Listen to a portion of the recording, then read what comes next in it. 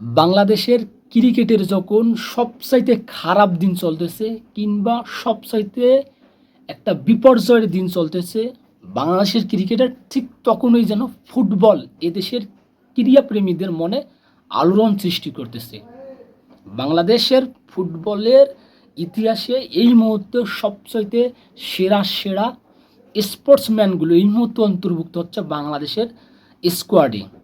আপনি যদি দেখেন যে বিগত কিছুদিন আগেই কিন্তু Hamza Chowdhury one of the best defender in the Bangladesh, not Bangladesh, in the south Asia, খুবই সেরা একজন ডিফেন্ডার কিন্তু বাংলাদেশের ফুটবলের স্কোয়াডে অন্তর্ভুক্ত হয়েছে। এবং তারপরেই কিন্তু আরও অনেকগুলো নাম এসেছে যারাও বাংলাদেশের হয়ে খেলতে একটা মত প্রকাশ করছে।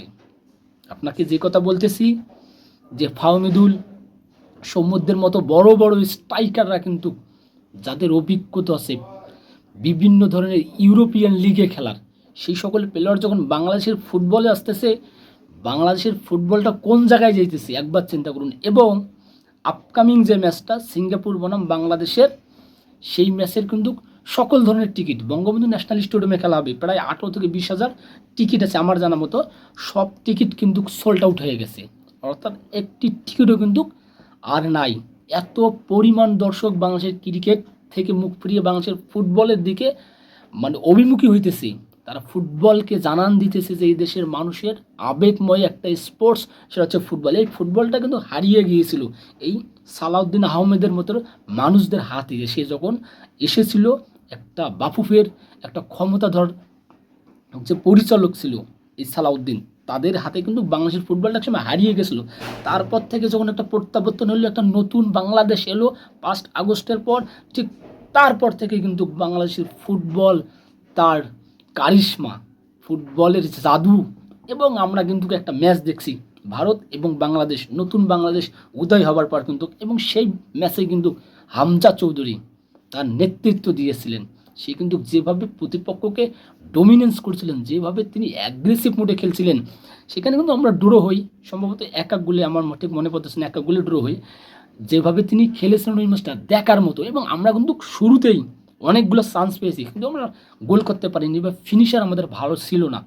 সেটাই কিন্তু আমরা কেটে ওঠে এবারে সিঙ্গাপুরের ম্যাচে অবশ্যই আমরা জিতবো, এই প্রত্যাশা তো থাকবেই। পাকিস্তান এবং বাংলাদেশেরও ম্যাচ চলতেছে। কিছুদিন আগেই সংযুক্ত আরব আমিরাতের সাথে বাংলাদেশ খেলছে, সেখানে বাজেভাবে পরাজয় বরণ করছে। তারপর থেকে বাংলাদেশের ক্রিকেটার ফ্যানরা যারা আছে তারা কিন্তু বাংলাদেশের ক্রিকেটের দিক থেকে তাদের মুখটা ফিরিয়ে নিতেছে, তারা অভিমুখী হইতেছে ফুটবলের দিকে। এবং বাংলাদেশ এবং পাকিস্তানের ম্যাচ আছে আজকে, এবং আগের ম্যাচটি কিন্তু বাংলাদেশ হেরে গেছে পাকিস্তানের কাছে এগেইনস্ট লাহোরের মাটিতে পাকিস্তানের সাথে। এবং আজকের ম্যাচটি যদি বাংলাদেশ জয়লাভ করতে পারে তাহলে বাংলাদেশের জন্য হয়তো বা একটু দারুণ সংবাদ হতে পারে, পরের ম্যাচটা জয়লাভ করে সিরিজ জয় করতে পারে। এবং যদি হেরে যায় তাহলে তারা হচ্ছে পরের ম্যাচের জন্য প্রস্তুত থাকবে হোয়াইট ওয়াশের জন্য, এটাই। এবং বাংলাদেশ তাদের যে ক্রিকেট, সেই 10-15 বছরের আগের যে ক্রিকেট যেভাবে খেলছে ঠিক এই এখনও সেইভাবে খেলতেছে। তাদের যে ক্রিকেটের যে একটা ব্যাপক পরিবর্তন হবে, তারা যে ক্রিকেটাররা পরিবর্তন করবে, খুব বড় বড় স্ট্রাইক রেটে ক্রিকেট খেলবে, এরকম কিন্তু কোনো প্লেয়ার নাই আমাদের, আর এরকম প্লেয়ার আমরা পাচ্ছিও না। এবং একটা অনেকেই বলতেছে ক্রিকেটার নাকি অনেক স্বজনপ্রীতি নেপোটিজম হইতেছে এই ক্রিকেটের। এই যারা ক্রিকেটের যা সংস্থা, যে ক্রিকেটের যারা নেতৃত্ব দিতেছে বোর্ড প্রেসিডেন্ট থেকে শুরু করে, অনেকেই নাকি মনোমানিল্য, অর্থাৎ হচ্ছে কি তাদের মন গড়া গড়া প্লেয়ার দিয়ে তারা হচ্ছে টিম সাজাচ্ছে, যার কারণে হচ্ছে যারা প্রতিভাবান প্লেয়ার, যারা হচ্ছে অরিজিনালি একদম ন্যাচারালি তারা ক্রিকেটের ট্যালেন্টেড, সেসব ছেলেপেলেদের নাকি বাধ্য হইতেছে। এটাও হতে পারে অনেক রিজন বাংলাদেশের ক্রিকেটের অধঃপতনের।